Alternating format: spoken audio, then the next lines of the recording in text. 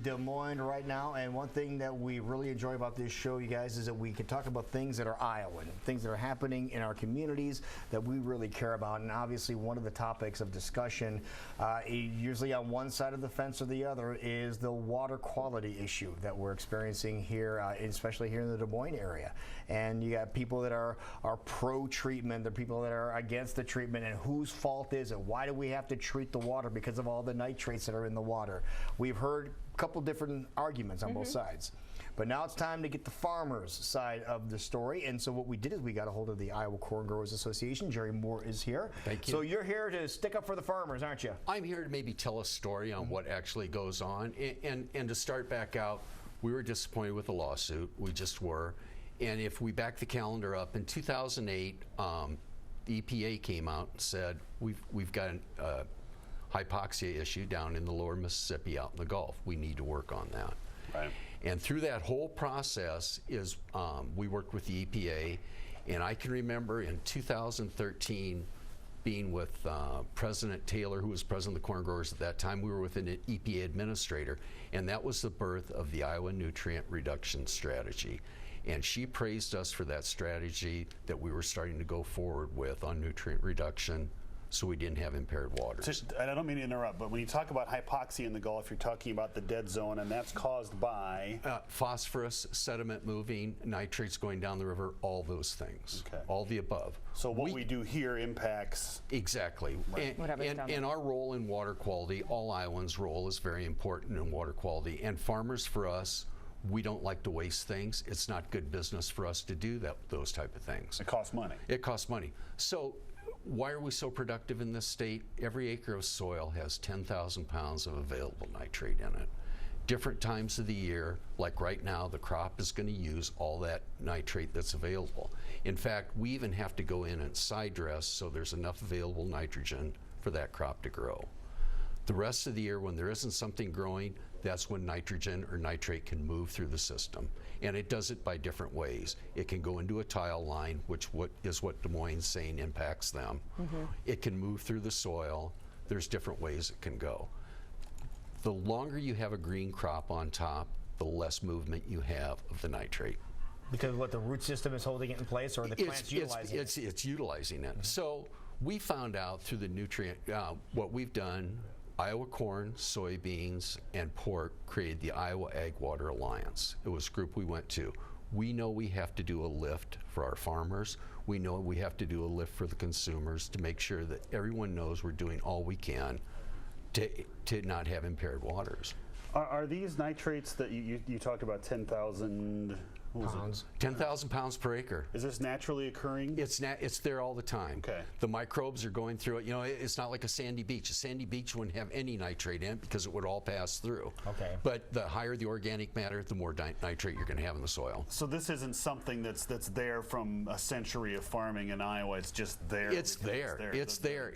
And you know, if you had grass growing on it all the time, there'd probably be very little movement. There'll be very little movement right now with the corn crop. If you've noticed right now, is growing by leaps and bounds every day, or the soybeans, you know, those type of things. So when it's not growing, that's when it can be an issue. You can have leaching of that nitrate. It attaches to the water, and off it goes. Now, one of the things you hear about in association with this are cover crops now. And is that part of the idea, is that they keep the nitrates from? They will, because it's the microbes. When you've got something green growing year-round on that soil, you have less movement of the nitrate. And they found that's about a 30% reduction. On my farm, where Ann and I farm, we had over 200 acres of cover crops this year. What's a cover crop, for example? For my farm, I had two different ones this year. I had cereal rye and I had oats. Okay. The cereal rye takes a little bit more management. You have to terminate that crop in the spring, where the oats, it grew last year, it freezes, that's the end of it. And does it benefit the soil when you do that? There's a root structure with both those cover crops. They increase the organic matter. Okay. They hold it together. They hold the soil in place. I stumbled into this because I've got slightly sloping soil. Okay. And I raise seed corn, so there's not enough residue there. I was tired of the washing, and the cover crop was a great way to do that. A seed corn crop comes out earlier than a commercial corn crop. So for me, it was a no-brainer. It just was. So is it a matter of educating our farmers of things they can do? It's a big lift. It's a big lift. And like for me, it's a management, it's a change in management. But our past week at home, because we had the cover crops, we also got an infestation of armyworms this year. Oh.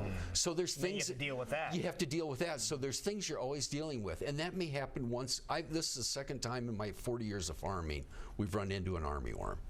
And they're devastating when they come. They'll clip off a field in 24 hours. Wow. I mean, my wife came back from walking the dog, and she goes, you know, you've got worms out there. They're all over the ground. I go, yeah, we're going to spray tomorrow. Oh, wow. So just to be clear, and we'll get to what you're saying, Jason, the lawsuits that are happening right now have nothing to do with the extra fertilizers and things that are being put on No, the crops. lawsuits. It's just dealing with the nitrates that are already in the ground? There were 10 things that Des Moines sued, 10 different facets that Des Moines is suing those 3 counties for, and nitrates are one of them, and I can't parrot off the other 9. Okay.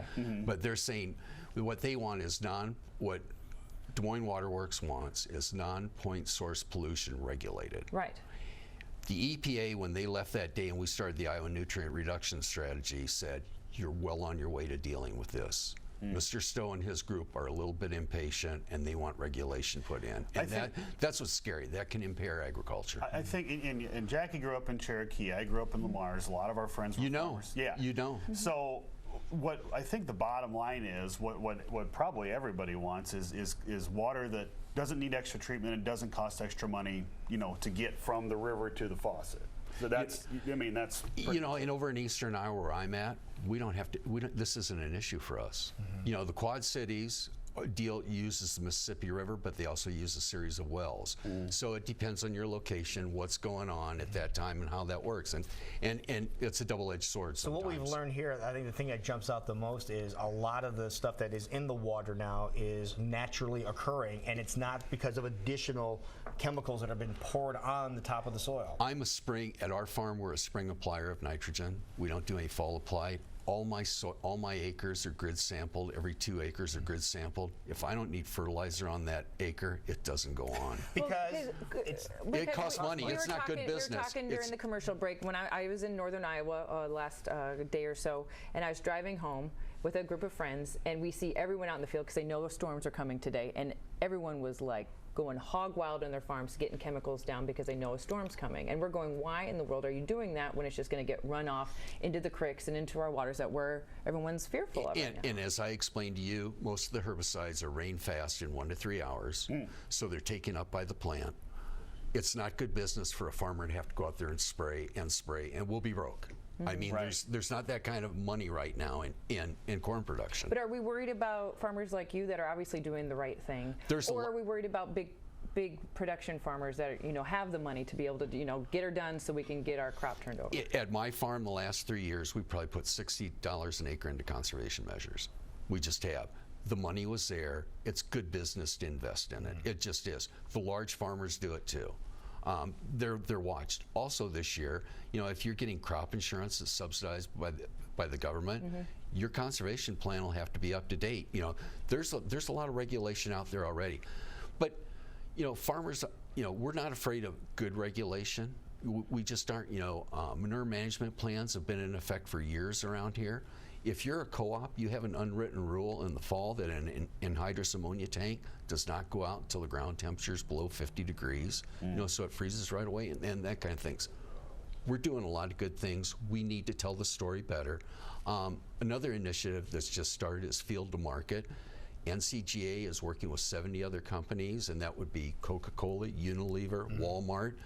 They want to know the sustainability and the environmental footprint of all the things that are produced that they sell in their stores. So from the story of the farmer, because we got to get going here, is things are being done. Things are being done, leaps and bounds. We're making progress. I think we're making great progress. We learned a lot here, Tim. For more information, you can go to their website and check it out. IowaCorn.org or IowaAgWaterAlliance.com. Either one. They're there. And one final question. Jason, go ahead and ask him about the corn. Sweet corn? When's it going to be done? When's it going to be ready? I would say you got a couple weeks, but there might be some people here in the Des Moines area. You know, they love to get it out at Yes, they do. $7 a dozen. They just do. All right. So trying to stay educated on a very hot topic. Thank you for your time Jerry, today. thank you so much. It's been a Tell pleasure. everybody over at Iowa Corn we said hi. I will. Yes, Thank please you. do. It is 8:36. We'll be right back. You're watching Great Day.